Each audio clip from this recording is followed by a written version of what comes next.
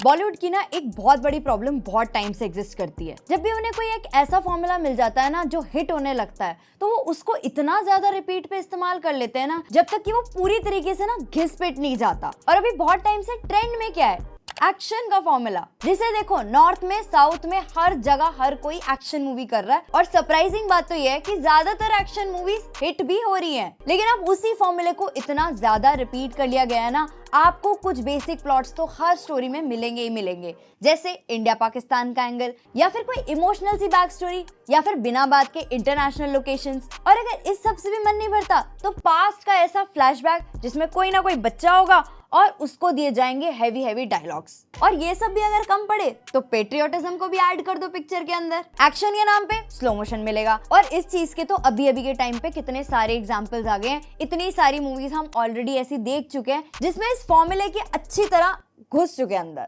और अब इन्हीं सारी मूवीज की लिस्ट में एक नाम और जुड़ गया है, वो है रुस्लान का। अब अगर आप सोच रहे हो ये किसकी मूवी है, कब आई है, तो ये मूवी आज ही रिलीज हुई है। और ये है सलमान खान के जीजा यानी आयुष शर्मा की मूवी, जिनको आपने अगर देखा हो तो लव यात्री या फिर अंतिम जैसी मूवीज में देखा होगा। और जैसे उनकी लास्ट मूवी अंतिम में उनका एक्शन पैक्ड अवतार थोड़ा बहुत लोगों को पसंद आया था और इसीलिए अंतिम उनकी अंतिम मूवी नहीं बनी, तो अब वो लेकर आए हैं रुस्लान। और टीजर ट्रेलर से देख के ये पता लग रहा था कि ये फुल एक्शन पैक मूवी होने वाली है। और इस मूवी में भी उनका कैरेक्टर एकदम रूथलेस होने वाला है। और जैसे एक्शन मूवीज का दौर चल ही रहा है, तो शायद ये पिक्चर भी तुक्के में निकल जाए। लेकिन अगर हर क्वेश्चन में एक ही फॉर्मूला बार बार चिपकाओगे तो पास कैसे होगे। तो पिक्चर की ड्यूरेशन 2 घंटे की है और स्टोरी है रुस्लान नाम के लड़के की, जिसका एक डिस्टर्बिंग चाइल्डहुड रहा है और अब वो उसी वजह से खुद को प्रूव करना चाहता है। तो अब रुस्लान को खुद को प्रूव करने के लिए बनना है रॉ का एजेंट। लेकिन इस प्लॉट के साथ साथ और भी मल्टीपल सब प्लॉट्स चल रहे हैं और लॉजिक की भरपूर कमी के साथ साथ इस पिक्चर की स्टोरी इतनी ज्यादा बिखरी हुई है ना,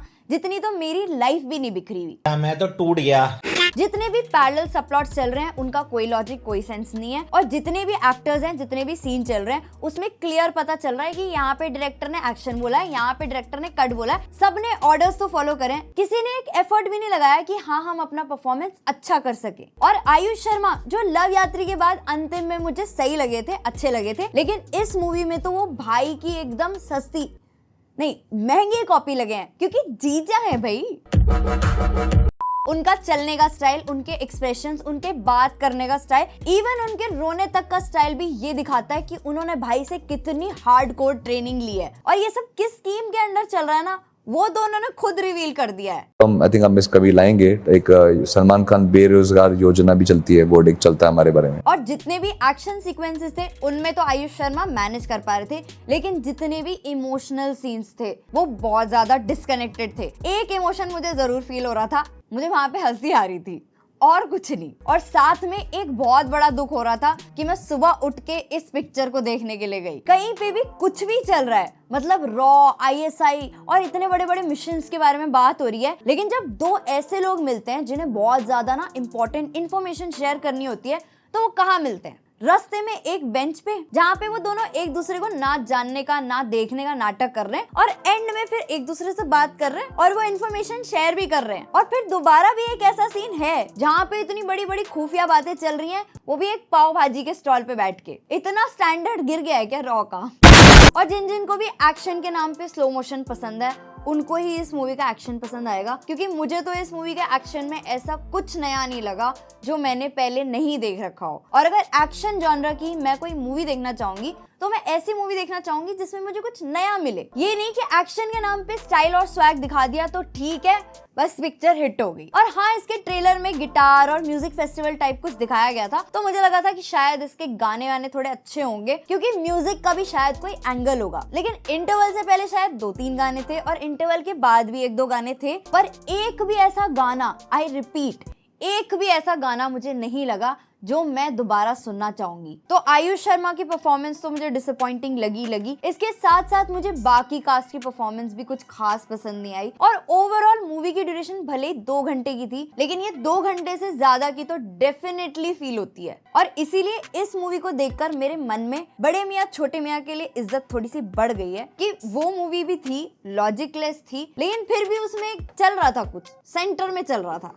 यहाँ पे क्या चल रहा था, क्यों चल रहा था, क्यों इन्हें एक लव स्टोरी का एंगल डालना था, क्यों एक पेट्रियोटिज्म का एंगल डालना था, और हाँ लास्ट में तो इन्होंने एक ऐसा ट्विस्ट डाला जिससे इनको लगा कि अब तो पब्लिक इनको बोलेगी कि भाई तुमने क्या ही कमाल कर दिया, मतलब ऐसा तो हम सोच ही नहीं सकते थे, इतना तगड़ा ट्विस्ट। लेकिन वो ट्विस्ट भी एकदम सेंसलेस लगता है पूरी पिक्चर देखने के बाद। और अगर इस पिक्चर की कोई एक चीज अच्छी है तो वो है कि इसमें सुनील शेट्टी सर का कैमियो है। उसके अलावा तो थिएटर में अगर तुम्हारी हिम्मत है पिक्चर देखने की तो देखाओ, बाकी किसी OTT प्लेटफॉर्म पे आ जाएगी। अगर इतना ही ज्यादा शौक है एक्शन मूवीज देखने का तो देख लो। मेरी तरफ से तो इस मूवी के लिए साफ ना है, बाकी आपकी इच्छा। तो अगर तुम कहीं ना कहीं अग्री करते हो कि हाँ अब एक्शन मूवीज कुछ ज्यादा ही आने लग गई हैं और अब बस हो जाना चाहिए, अब कुछ नई एक्सपेरिमेंटल मूवीज भी आनी चाहिए, तो मुझे कमेंट करके बता देना। बाकी अगर वीडियो पसंद आई हो तो वीडियो को लाइक कर देना, और अगर इस टाइप का कंटेंट पसंद करते हो, चैनल को फॉलो करना चाहते हो तो सब्सक्राइब बटन तो है,